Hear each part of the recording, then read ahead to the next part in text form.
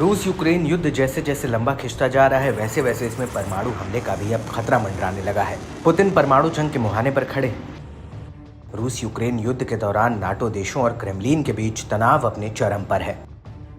NATO लगातार चेतावनी दे रहा है कि मॉस्को के साथ सीधा संघर्ष एक वास्तविक खतरा है। रूस की तैयारी देखकर पश्चिमी देश चौकन्ने हो गए हैं, जिसके बाद नाटो देशों ने निगरानी बढ़ा दी है।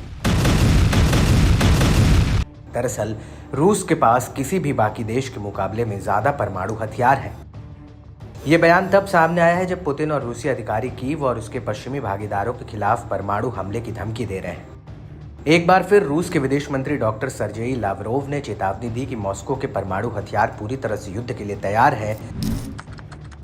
रूस की न्यूज एजेंसी टास के मुताबिक लावरोव ने कहा कि कोई भी परमाणु युद्ध नहीं चाहता, मगर रूस के परमाणु हथियार पूरी तरह से युद्ध के लिए तैयार हैं। हम रेड लाइन के बारे में बात करते हैं। उम्मीद करते हैं कि हमारे आकलन बयानों को बुद्धिमान निर्णय लेने वाले लोग सुनेंगे। ये कहना गंभीर नहीं है कि अगर कल आप वह नहीं करेंगे जो मैं आपसे मांगता हूं तो हम रेड बटन दबा देंगे। मुझे विश्वास है कि ऐसी स्थितियों में निर्णय लेने वालों को पता होता है कि हम किस बारे में बात कर रहे हैं। कोई भी परमाणु युद्ध नहीं चाहता है। रूस के पास ऐसे हथियार हैं जिसका यूक्रेन पर गंभीर प्रभाव पड़ेगा।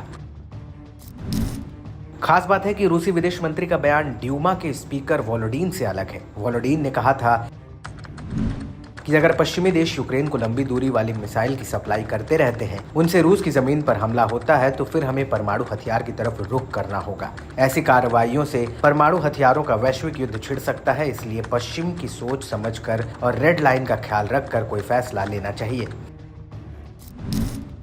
बता दें कि रूसी विदेश मंत्री की हालिया टिप्पणी पुतिन के एक और सहयोगी यानी पूर्व रूसी राष्ट्रपति दिमित्री मेदवेदेव की चेतावनी के बाद आई है, जिसमें उन्होंने कहा था कि पश्चिमी देशों की दखलंदाजी से रूस का धैर्य खत्म हो रहा है। परमाणु संघर्ष किसी के हित में नहीं है। रूस के अंदर तक सटीक हमले करने के मामले में पश्चिमी देशों की दखलंदाजी के जवाब में अपनी परमाणु क्षमताओं का इस्तेमाल करने में संयम बरता है। सबसे बड़े धैर्य की भी अपनी सीमाएं होती हैं। वहीं अमेरिकी विदेश विभाग ने मेदवेदेव के हालिया बयानों की गंभीरता को खारिज किया। उन्होंने कहा कि हम जानते हैं कि मेदवेदेव को गंभीरता से नहीं लेना चाहिए। ये क्रेमलिन की सामान्य बकवास है। बता दें कि अमेरिका और अन्य पश्चिमी देश यूक्रेन को रूस के खिलाफ खुद की रक्षा करने के लिए सैन्य सहायता प्रदान कर रहे हैं। इस साल की शुरुआत में अमेरिका ने यूक्रेन को लंबी दूरी की एटकेम्स मिसाइल को सप्लाई की थी। इस दौरान यूक्रेन ने अमेरिका और ब्रिटेन पर दबाव डाला कि वे अमेरिकी एटकेम्स और ब्रिटिश स्टॉर्म शैडो मिसाइलों पर प्रतिबंध हटा दें, जिससे इनका इस्तेमाल रूस के भीतर तक में किया जा सकेगा।